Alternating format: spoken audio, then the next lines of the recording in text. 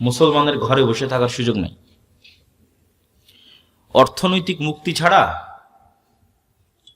দাসত্ব থেকে মুক্তি হয় না। এটা আমার এবং আপনার চেয়ে রাসূল সাল্লাল্লাহু আলাইহি সাল্লাম খুব ভালো জানতেন। এই জন্য উনি যখন মক্কা থেকে হিজরত করে মদিনায় গেলেন, তো মদিনার সব আনসারীরা হচ্ছে কৃষক, ব্যবসা কম বুঝে।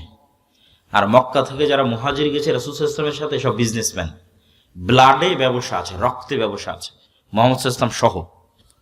তো মদিনায় যাওয়ার পর আল্লাহর নবী দেখছে মদিনার সব টাকা পয়সার কেন্দ্র ইহুদিদের হাতে। এখন মুহাম্মদ সাল্লাল্লাহু আলাইহি ওয়াসাল্লাম মদিনা সনদের ভিত্তিতে ইহুদি, এই মদিনার প্রধানমন্ত্রী। এখন মদিনার প্রধানমন্ত্রী হলেন মুহাম্মদ সাল্লাল্লাহু আলাইহি ওয়াসাল্লাম, আর টাকা পয়সা সব থাকলো কাদের হাতে? উনি দেশ চালাতে পারবে? ডক্টর ইউনূসের মতো অবস্থা হবে। ঢাল নাই, তলোয়ার নাই, নিধিরাম সর্দার।